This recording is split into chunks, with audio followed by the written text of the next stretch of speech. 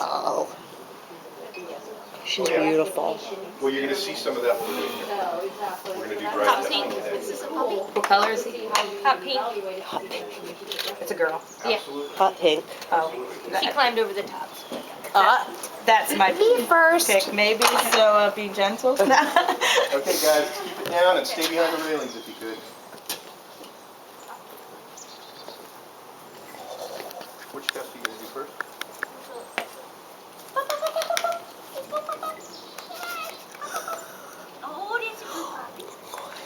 One of the things she's testing right now is to see how attractive she is as a new person to this puppy.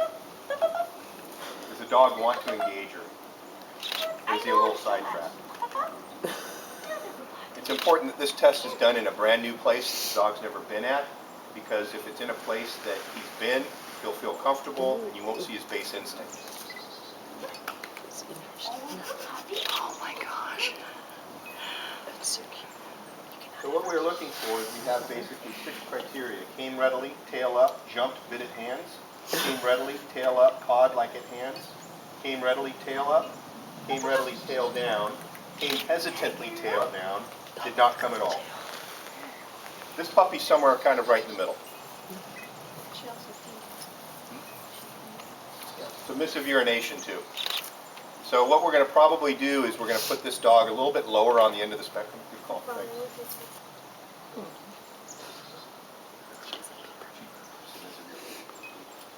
She squatted at it. She did. Yeah, I did.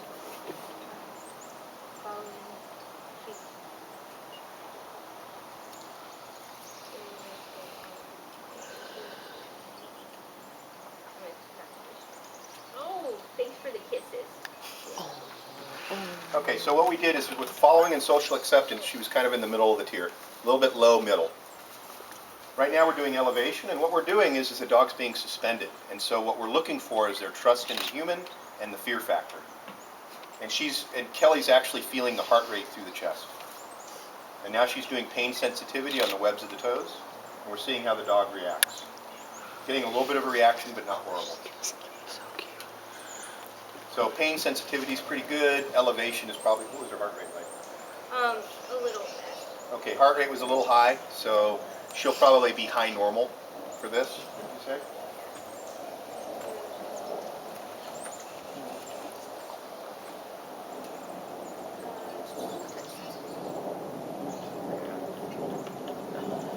What number did you put her at?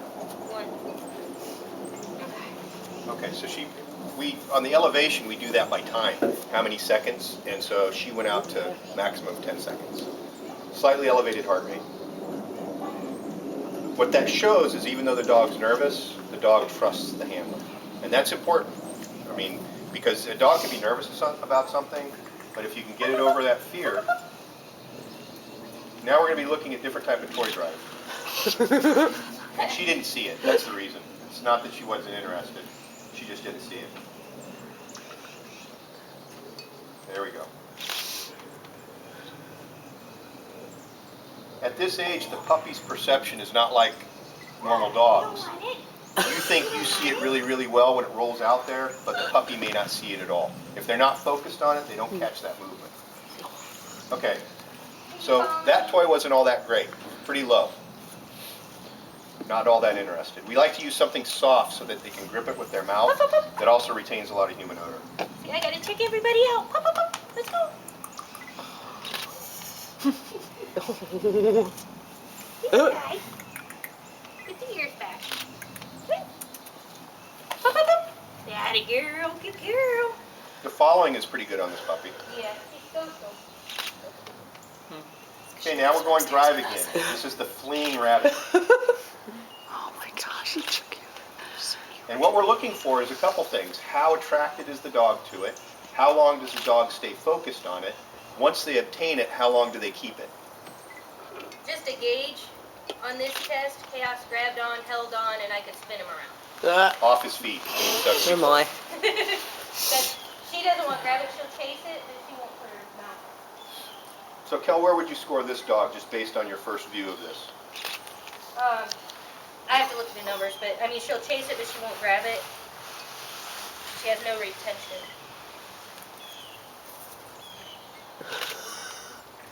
Okay, so what we're looking at, prey drive, sight drive. Looks, attacks, bites. Looks, barks, tail up.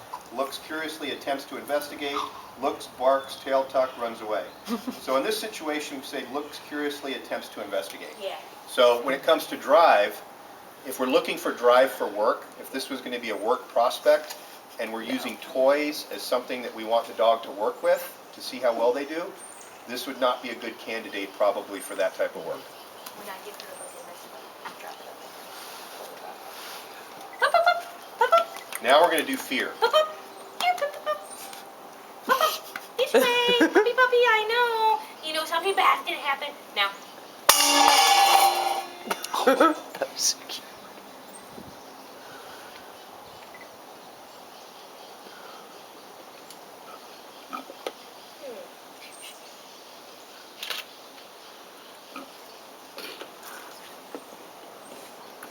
Where'd he come from? Too concerned.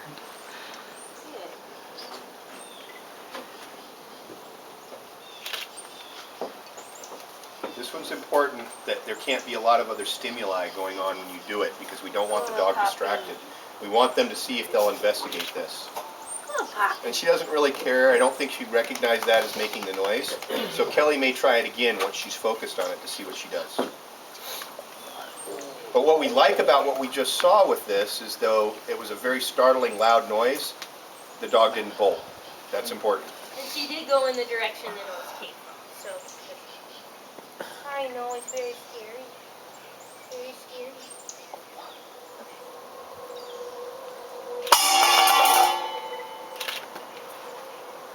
Get your little stance. That time she saw it, and yet she's still going up, and she investigates. So this is good. Very good, Poppy. Now for the really bad one. The really, really Hold on bad just one second, Kel. Let me explain that one. I'm not going to explain all these as we do the other puppies, so just so you got a base idea where we're going with this. The first thing was noise, surprise. How does the dog react? She didn't bolt. She cared, but she wasn't frightening, right?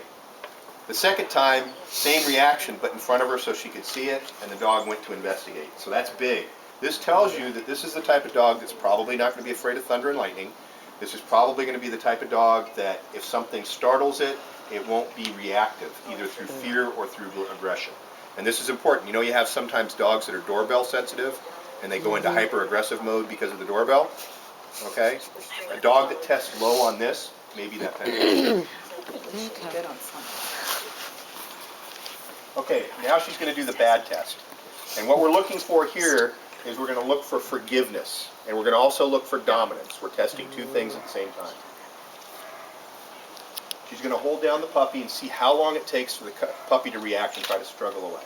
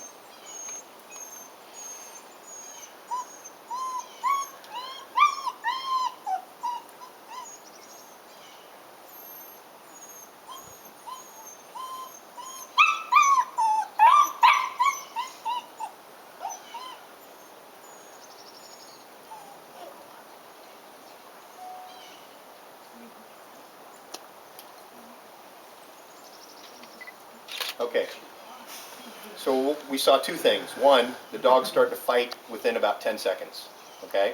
So that measures a certain level of dominance in the dog, okay? A dog that completely submits and does nothing is the type of dog that's probably going to be very, very good as a family pet.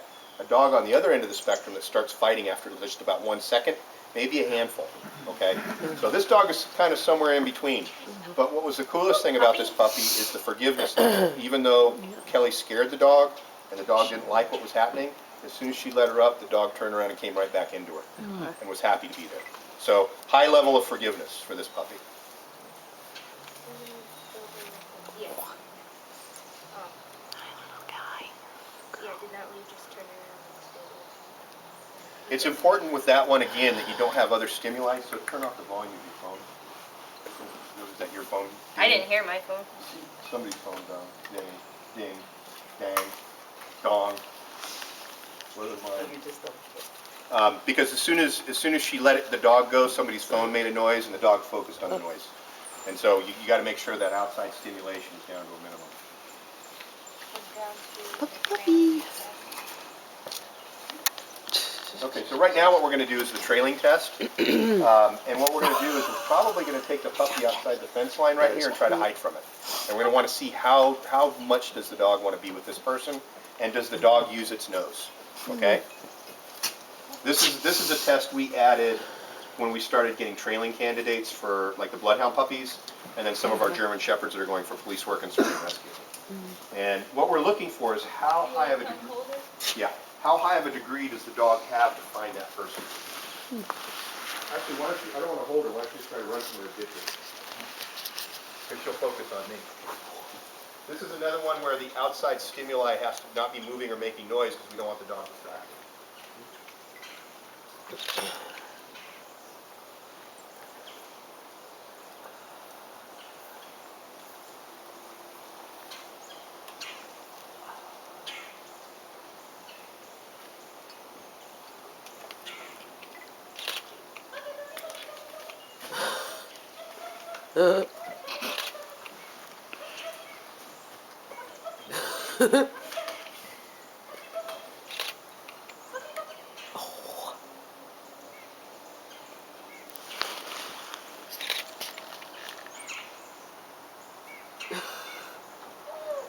Did you notice the dog catch the scent of the puppy? Yeah.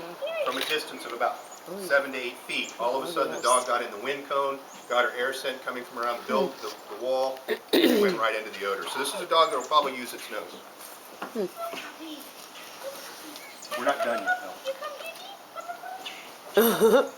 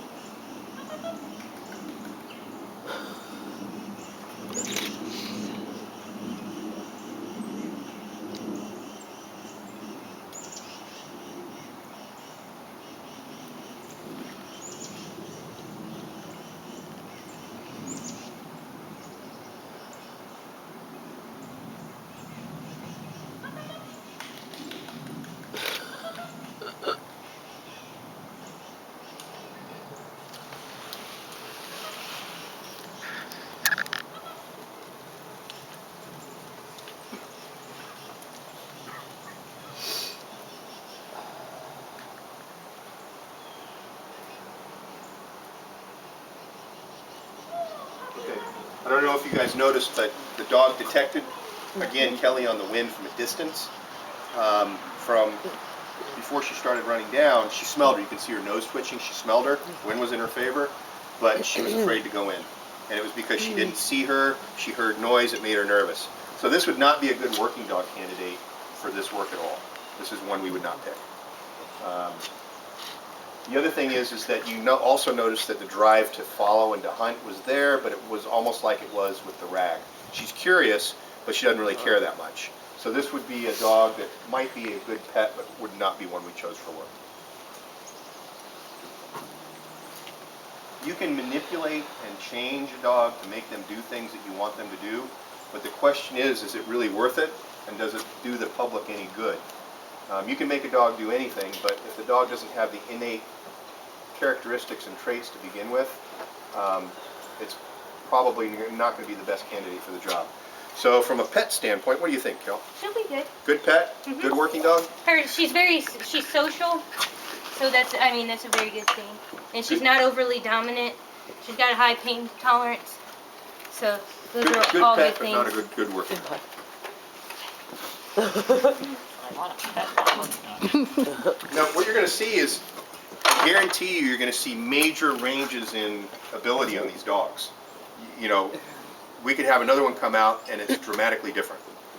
Out of the same litter, you can get this with the same parents. You can have a dog that's just totally off the wall weird. So do they get a score, a numeric score? I'm sorry? When you're done, do they get a numeric score? Yes. Or okay. They get a score for everything they do. This is part science, part magic, and part, experience. There's no, even though we try to make it as scientific as we possibly can, there's a lot that's, I think, subjective, and that's based on the people testing. So you can get different results with different testers even sometimes, so you got to kind of take that with a grain of salt. Kelly and I really know what we look for, and we work together a lot on this, and so we're usually pretty good. And we usually always pick the same dogs too. Very rarely. I think with the bloodhound litter we had, Kelly's pick was Steve's Ronan, the male, and then my pick was Ryko, the female. But they're both pretty close. Was the scent dogs or the trained dogs drive more important or the training? Both. So they both have to be White and Yeah, we want that. I see something, I want it, and I'm not going to give it up. And see, with the puppies, the bloodhound puppies on that test, and then Voodoo, when we did that test with all those dogs, they're squealing and screaming.